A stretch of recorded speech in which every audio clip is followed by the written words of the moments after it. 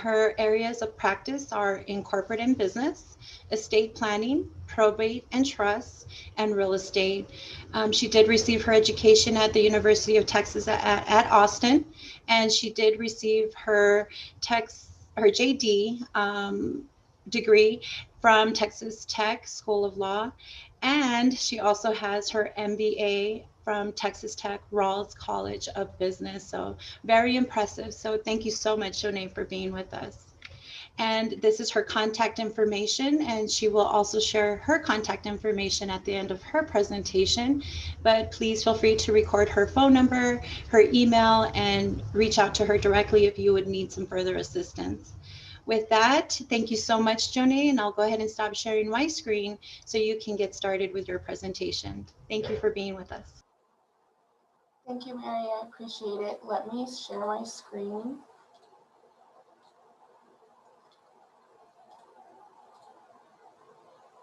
Okay. So welcome everyone to this Hispanic Chamber of Commerce webinar. I want to thank the El Paso Hispanic Chamber of Commerce for having me. I really appreciate it. As Mary said, my name is Jonay Chavez, and I'm an attorney at Kemp Smith, and I practice in the business department. I'm very excited to be here with you all today to discuss some important considerations when starting your business and as you grow your small business. So without further ado, let's get started. So today I want to hit on 4 different topics. First, I want to talk about the types of entities that are available for your business. Then I want to talk about some things that you should consider when you're choosing an entity structure. After that, we'll go over to figure out how you can establish one of these entities and establish your business. And then I want to touch on some pointers to keep in mind while running your business and doing the day-to-day activities of your business. After the presentation, we will have a Q&A session, so feel free to submit your questions and we can discuss those at the end. So first, let's talk about the different type of entities that are out there for you. So we're going to start with the sole proprietorship and a general partnership. A sole proprietorship is an unincorporated business owned by one person, while a general partner is when 2 or more people come to an agreement to have a business for profit. So think that you are one with your business. There is no distinction between yourself and your business. So what does that mean? It means that you're subjected to unlimited liability. So you do not have personal protection for your personal liability. If your business gets sued or it can't pay its debts, then your business and your personal assets could be at risk. Another thing I want to point out is in a general partnership, each owner, right, there has to be more than one. So for a general partnership, 2 or more, is going to have what's called agency power. That means that they're going to have the ability to enter into contracts that are going to bind the other owners and the company. So for example, you and your friend start a general partnership, and your friend thinks it's a good idea to buy a car for your business. She doesn't talk about this with you, but she just goes out, buys it for the business. Now, you could be on the hook for that car, even though you didn't sign the contract or agree to that, you could be on the hook. So that's why these aren't the best option, but they are the simplest way to start a business and the least expensive. All you would have to do is go down to the El Paso County clerk, file an assumed name certificate. So it would be, Jonay Chavez doing business as Jonay's Bakery, for example. There's no filings required with the Texas Secretary of State, but in exchange for the simplicity and the expense, you're not going to have the protection of your personal assets. So I would highly recommend to stay away from these types. The next type of entity I want to talk about is a limited partnership. So in this situation, there's going to be at least one general partner and at least one limited partner. So the general partner is going to have unlimited liability. If you look at the little graphic I have here, the general partner is going to run the company. They're going to be like that sole proprietor or general partnership. They are going to be one with the limited partnership. On the other side, there's going to be a limited partner. These people are going to be silent partners. They're going to invest money into the business, but they're not going to have control or management of the business. They're going to simply be silent and give money to the business. Now, this type of entity can get complex, as you can see. It has its place in certain situations, but those situations are pretty rare. You have to have tolerance for this type of complexity, and you need to make sure you're following the formalities. So what I just went over, general partner is going to run the business. The limited partner is going to only invest. That's because if the limited partner starts running the business or taking more control, they're going to start open up the door to maybe an argument that they're actually a general partner because they're running the business, and their liability won't necessarily be capped at the amount that they invested. So I wanted to show you all that this type of entity exists, but for the majority of small businesses, this isn't going to be the best option. So what are some of the best options? Well, corporations and limited liability companies. With these types of entities, the company is a separate legal person distinct from its owners. So the corporation or the LLC can buy real estate, it can get sued, it can be sued. It stands on its own apart from its owners. So we were talking about sole proprietorship, general partnership. Now we're moving into separating yourself from your business. A corporation, what's the difference between a corporation and a limited liability company? Short, LLC. The corporate, there's going to be a lot of formalities with a corporation. There's going to be 3 levels. There's going to be the shareholders, board of directors, and officers, and we'll get into that a little bit more later. Limited liabilities are going to be a little bit simpler for formality purposes. There's going to be members who they're the owners. So the only difference is they're still owners, they're just called members. The members can be managers. They can manage the business. We'll talk about that a little bit later. The members are going to be the owners in an LLC, and then the shareholders are the owners in a corporation. Limited liability companies, you do have to file some documents with the Texas Secretary of State, and you're going to need documents that govern your business, so how you're running your business. These are the types of companies I recommend you all setting up because it separates your personal liability from your business liability. So those are the types of entities available. So now that we've gone over that, let's talk about what you should be considering when thinking about, okay, which one's best for me. 3 different things we're going to talk about: liability protection, management, and we're going to hit a little bit on tax. So first, let's start with liability protection. Well, what is liability? Well, it's being responsible for something. You're going to be held accountable. You're going to be on the hook for something. What types of liability are there? Personal injury. So for example, a restaurant or a store, a customer slips and falls, or if you have delivery drivers or delivery cars and that car gets into an accident. Things like that are what I'm talking about when I say liability in the sense of personal injury. Contractual liability, breach of contract. You have an agreement with your landlord. Your landlord is accusing you of not paying rent. Those are the types of contractual liability. So how do you limit your personal liability to the potential liabilities that we just talked about? Well, like I've been saying, separate. So you want to distinguish between your company and yourself. That is going to help you minimize your liability protection. The goal is to limit personal liability. You form a corporation, form an LLC, and you make sure that your contracts, leases, bank accounts, business cards are in the name of your business and not yours. The next thing to consider is, how do you want your business run? Who do you want to be in charge of your business? So if you go for a sole proprietorship or a general partnership, remember the 2 types we talked about where you are one at the beginning that I would not recommend, then generally you're going to be in charge. I mean, you're one with your company, so it's you. With a corporation, there are those 3 levels that I talked about. The shareholders are going to be the owners. They're not going to have a lot of control of the day-to-day, but say there's like a big decision for the company that they want to merge or they want to restructure, then the shareholders are going to have to approve these big decisions. Next level, board of directors. These are the people that control the management of the company, and they appoint the officers. The officers are the CEO, CFO, president, vice president. They're going to be the ones in charge of the day-to-day activities of the corporation. So there's multiple levels with a corporation structure. Now let's move to an LLC. You have 2 options. One option is to be member managed. What does that mean? It means the owners are going to run the company, and that's it. There's just one level. Option 2 is it's manager managed, which means that the owners are going to appoint managers to run the company. Like I said, these people, these managers can be owners as well, or they can be people who aren't managers. It just really depends on your business and what works best for you.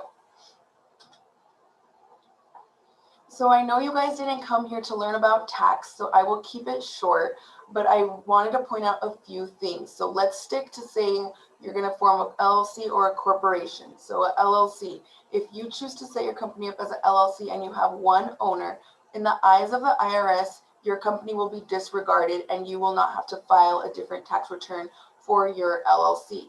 If you have 2 or more owners, then your LLC is going to be taxed as a partnership, which means that your company is going to file an informational report, and then each owner is going to file a K-1 with their personal tax return. Again, this is a good thing for people because, you know, it limits some of the formalities that you need to follow when you file as an LLC. Now, let's say you choose to be a corporation. Well, you're going to be subject automatically to 2 levels of tax. Your corporation is going to get taxed at the corporate level, and then when you make distributions to the owners or dividends, those are going to be taxed as well. So as you can see, this can get complicated very, very quickly. One more thing I want to point out is even if you start as an LLC and you think later down the road you might want to be a corporation, you can elect to be a corporation as an LLC. So this is just scratching the surface. I wanted to get you guys thinking about it, but I won't go into it too much in more detail. You know, a good person to have is a CPA that can help you sort through these types of things and figure out which one is the best for you. All right, so where are we right now? We've talked about the types of entities that there are. The next section, we talked about things that you should consider when picking an entity. Now you're ready to go. You've thought about all those things, and let's talk about actually setting up your business. All right, so how do you even get started? Well, you have to file certain things with the Texas Secretary of State. You're going to need a name. You're going to have to file a certificate of formation that's going to list out, you know, these are the people that are owners, they're going to be our managers, you know, this is where our office is going to be, things like that. You're also going to have to file yearly public information reports on your company. You can get more information on the Texas Secretary of State website, and you can even file them yourself on those websites as well. You're going to need an EIN, an employer identification number. You're going to need this to open your business bank account, and you'll need that to file some tax returns. Once you open your bank account, you're going to want to keep your money and your expenses for your business separate from your personal bank account and expenses. You don't want to be commingling them. You want to keep them separate so we can keep that protection of your personal liability that I've been talking about as the overarching theme of this now that I feel. Next, you're going to have to report to some Texas sale and use tax and Texas franchise tax. That's going to be with the Texas Comptroller. Again, they have the information there. You can even file it yourself. They have the forms and all of that. The Texas sales and use tax is generally due quarterly, so you have to make sure you're keeping up with that. The Texas franchise tax, you don't have to pay anything unless you make more than about 1.1 million, but you still have to file a report and file it to make sure that you're still in good tax standing, even if you don't necessarily owe anything. Now, again, if you want to do a sole proprietorship or a general partnership, you don't necessarily have to do these things, but like I said, in exchange for that, you're going to be one with your company.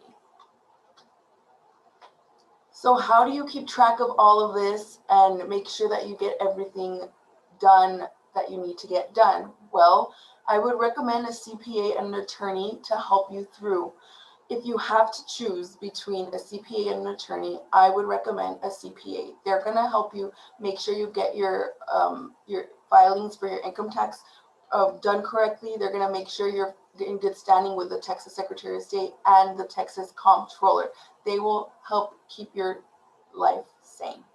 Well, why would you need an attorney then? Well, there's documents that you need to think about for your company, the governing documents, how your company is going to run.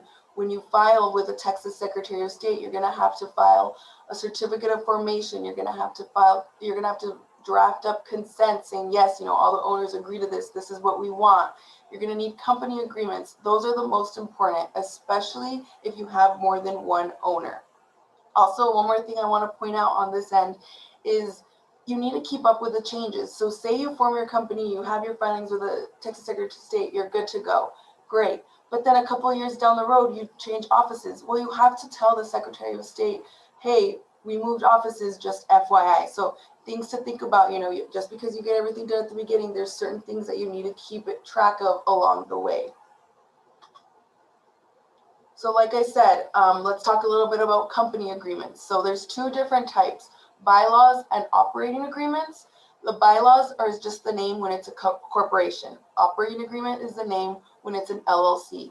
These are the set of rules that are going to govern your company. It's going to have things like the purpose of your company, where your offices are. You list out maybe some decisions that you want 100% of the owners to agree upon before it's implemented. Things like how new owners are going to be admitted, or what happens when someone dies or files for bankruptcy, things like that you think of at the forefront. So when it actually happens, you have something in writing that everyone agreed to of how it will play out. The other type, shareholder or member agreements. Again, a shareholder agreement is the name for when it's a corporation. Member agreement for when it's an LLC. These are the set of rules that govern the relationship between the owners. So, for example, dispute resolution. How is a dispute going to get resolved between the owners? Transfer restrictions. You and your best friend start a company, you get in a fight, and your best friend sells her interest to a third party, a complete stranger, and now you're stuck in a business with a complete stranger that you don't even know.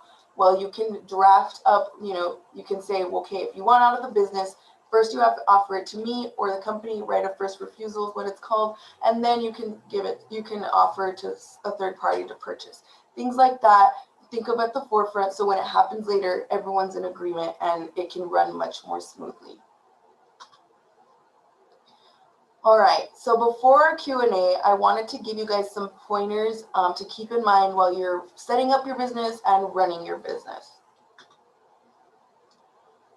So if you guys take away anything from this conversation, please let it be this one thing. Do not sign a document that you do not fully understand. When you sign a document, you are saying, I read all of this document, I understand what it says, and that you will be held to what you signed. So if you don't understand it, ask the person who's asking you to sign it. Hire an attorney. Figure out what you're signing before you actually sign it. The next thing, create paper trails. For the most part, generally for everything. It could be an email or on paper or a text message, just something that you can refer back to for yourself in case there's ever an issue later down the road. I like to say, if it's not in writing, then it didn't happen. You want to make sure important things are in writing. Another thing, not one contract is going to be ideal. You can't just have one contract and then it fits all the different situations. It depends on the type of business you have. It depends what you're trying to accomplish. It depends on, the parties. So many different things depend on what type of contract you need. So to help with that, I would say you could consult with an attorney and figure out the types of contracts that you need to run your business, and make sure that you're following the formalities of the company. So, you don't want, like I said, you don't want to be commingling your funds, or you want to make sure you're signing your contracts on behalf of your company, which I'm going to talk about next. Things like that, to just keep them separate. Okay, so like I said, the signing your contract. So if you sign a contract and you sign your signature with no reference to your LLC, it's presumed that it's in your own name.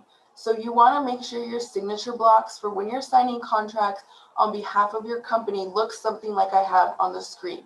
So I have Jonay's Bakery LLC. That's my LLC. Then the next line is where my signature is. After that, it has my name in print. So if someone can't read my signature, will be able to read my name. Then my title, whatever authority that person has to sign the contract, you put there. So president, manager, CEO, CFO, whatever the case may be. Another thing is to minimize your risk. So think about in your personal life, right? We have car insurance, we have homeowners insurance, and we have renters insurance. We have those things to protect us in case something happens. We will be covered. We have someone to lean on, the insurance company, in case something happens, which inevitably it will. So think about getting business insurance, that will help you cover some costs. And if you have losses and things like that, it's important to keep in mind, that there are tools out there that you should use to your advantage. Another thing is minimizing your risk as an employee. I really like policies and handbooks for employees, but also just remember that most employment laws do not go into effect until you have 15 employees or more. And also, if you have a small family business where everyone is family and everyone's on the same page, it's not necessarily required, but it's a good idea to start thinking about as your business grows, have a set of rules and regulations that your employees can look to and know, okay, I need to do something this way. And they can look to the employee handbook and have a set of rules that can guide them through.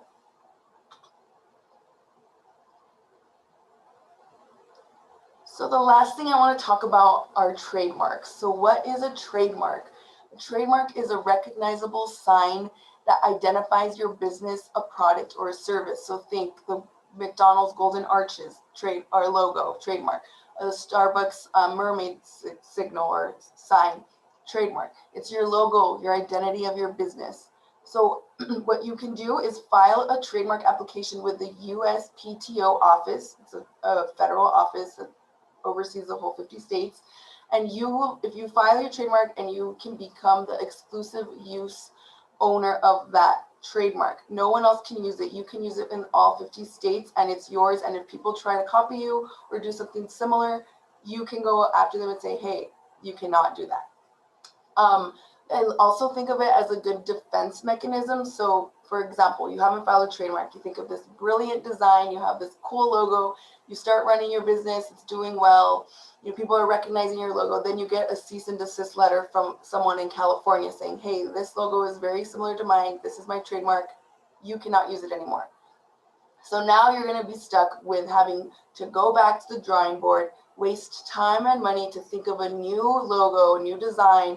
You're going to have to get it back out there to your customers. So it will cause headache in that sense. So I think if you file it from the get-go, if you would have done it in this example I just gave, the office would have said, hey, you can't file that. Someone else owns it in California. Okay, well, you've saved maybe some time there and some recognition by doing it at the forefront. Another thing is some social media companies can help you enforce it. So with Facebook, Instagram, Twitter, if you see a user using your logo or trademark or something very similar, you can shoot an email to the company and say, hey, this person's using my logo or my name, can you help me? And it's not guaranteed, but sometimes I've heard of Facebook actually taking down that logo or sending a letter or, a notification to the other person saying, hey, stop using this. So they are a good tool, but the only thing is it can be expensive, so keep that in mind. But it's expensive doing business, is what I like to think. And they do take some time to get approved. It can be a few months before it's actually, approved and all ready and set to go.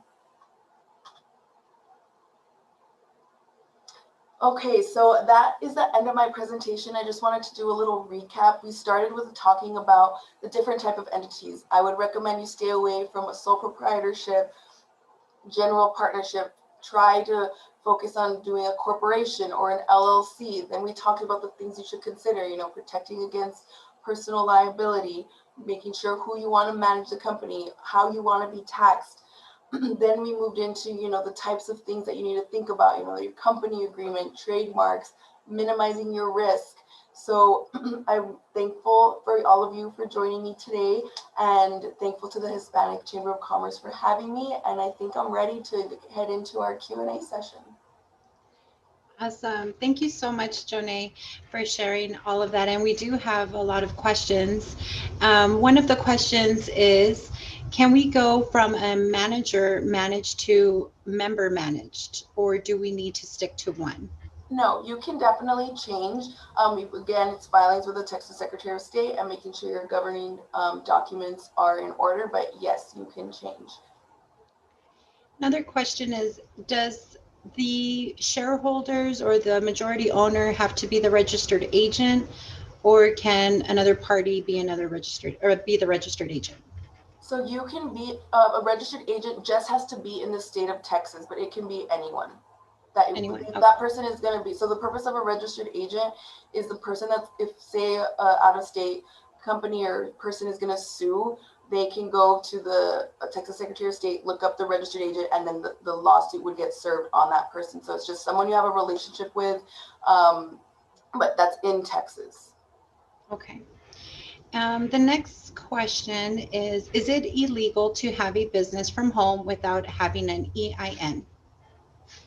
No, it is not illegal, but I do recommend having an EIN because, like I said, then you can set up a bank account and keep it separate, but it is not illegal to not have an EIN. Do you know of any low-cost CPAs in El Paso? I'm barely getting started and need some budget-friendly options. So I can look into that for you. Off the top of my head, I don't have my contact information out, but I can, if you shoot me an email or call me, I can get you some people's names. Awesome. And just to share and plug in the Hispanic Chamber, we also have members, and we would be happy to give you some other quality referrals as well. Do you do free consultations? Another attendees asking. So it depends. What we could do is do like a phone conversation and, kind of have a discussion about it. And then if you decide to not go through with it, it's fine. We don't send a bill. But then if we do start engaging and our conversation starts to get a little bit longer and we start talking more and you actually engage us, and then at that point we would start billing. Okay. And if I need to sign a contract or a document I don't fully understand, are there ways I can get a hold of an attorney or a professional that would help me understand lawyer lingo? So, I mean, I guess it would be, you can call. Some lawyers have free consultations, others don't. So maybe just, calling some attorneys. I know there's some attorneys that if you call and say, hey, I have a contract that I need you to look over, like, do you mind sitting down with me for a couple hours or 1 hour, to review it? I know that there's some attorneys out there that are open to that. Is it law to have an employee handbook if you have more than 15 employees, or just a suggestion? So you do not necessarily have to have an employee handbook, but it is a suggestion because that's when most employment laws start to apply. And so, you want to make sure that you're protected in all aspects in the employment law aspect. How do you trademark your logo, and what's the difference between copyright and trademark? So the way that you trademark it is you file an application with the USPTO office. It's the United States Trademark Patent and Copyright Office. It's a long application that you have to file. You submit like a specimen of your logo. It's a process that goes on. There's an attorney that from their office that actually looks at the application. They look to make sure there's no other similar marks. And so it's a few month process just because there's so much back and forth between that attorney and then you or your attorney that you hire to actually apply for them. And sometimes they get rejected and then, you have to go back to the drawing board and things like that. So it is a process, but it's with the USPTO office and you can look it up online. And then for the second part, the difference is a trademark is like a logo or a design that is something that recognizes, like McDonald's arches or Starbucks, the Starbucks logo. While a trademark is where you create something. So for example, like a book, if you write a book, you would copyright that book.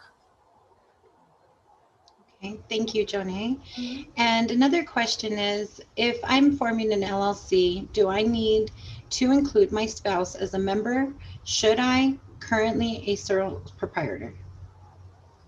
You do not have to. It's not a requirement, but your wife will have a community property interest in your interest. So there are ways that, we could talk about at another time to, make sure that she's agreeing to it, but she doesn't have to be a member of the agreement, but she will have a community property interest in your ownership, but she does not have to be part of the LLC unless she's going to be an owner. Then yes, she would need to be part of it.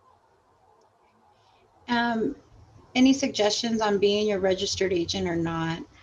I guess is the next one. I guess it was leading to about the spouse, if they should be the registered agent or not.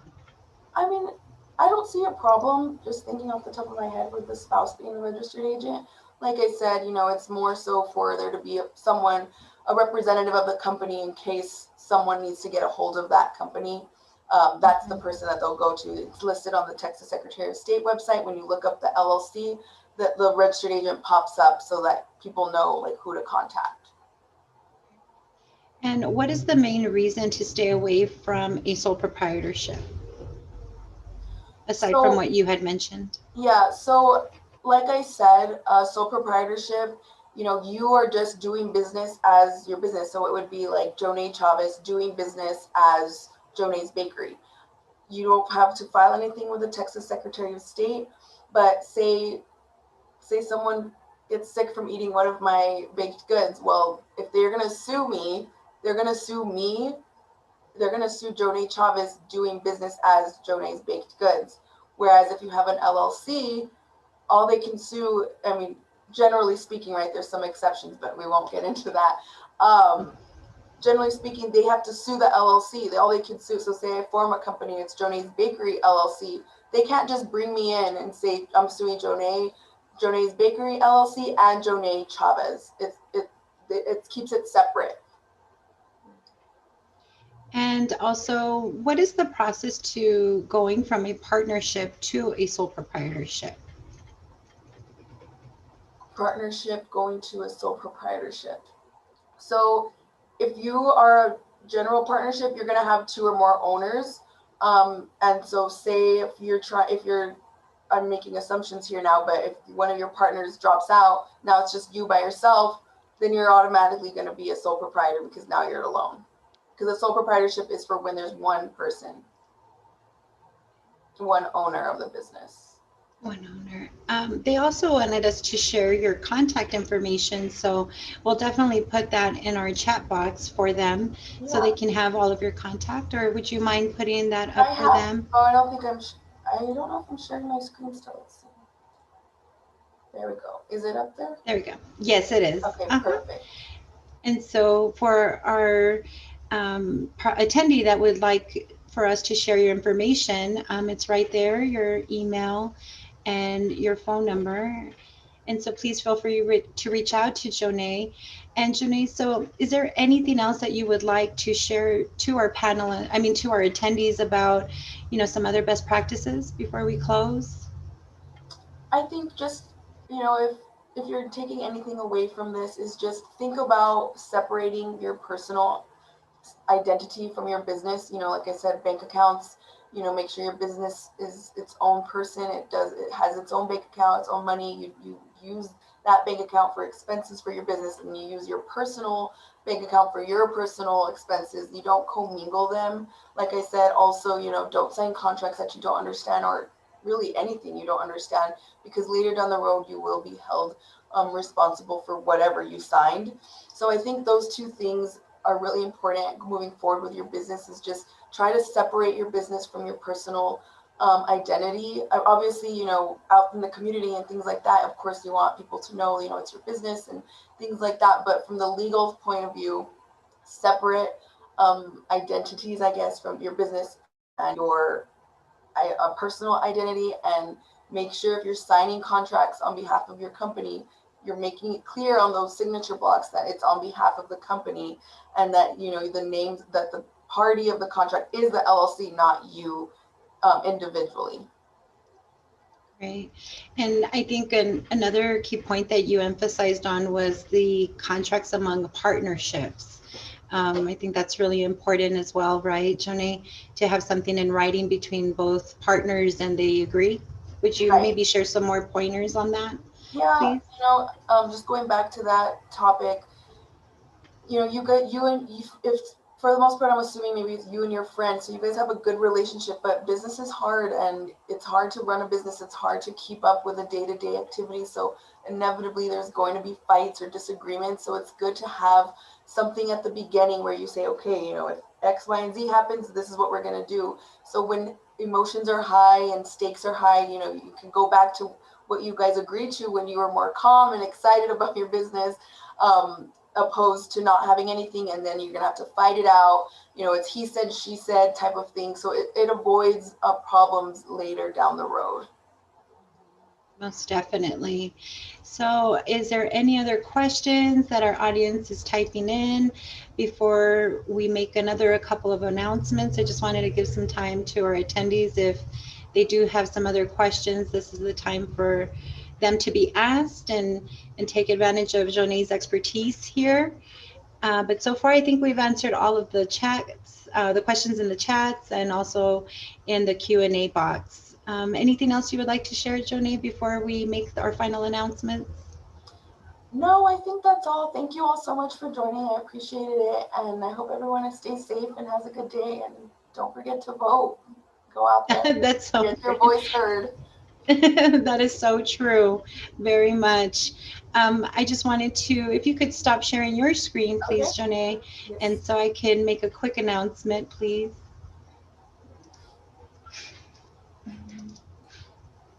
And so I just wanted to take this time to let our viewers know that we have a session tomorrow with the El Paso Water Utilities at 10 a.m. These are for businesses that are having troubles with their water utilities. They do have some CARES Act funds to help you to get up to date with your water bill.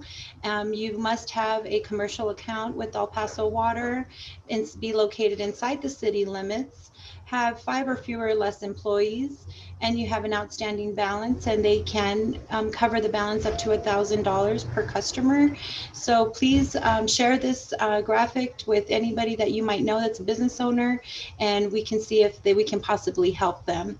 So with that, I would like to thank everyone for joining us today. Thank you, Jonee, and your team back at Chem Smith, Michelle, for helping us coordinate this, and of course my team here at the Women's Business Border Center for all the tech support and everything to make this happen. So everyone, please stay safe, stay healthy, and like Jonee said,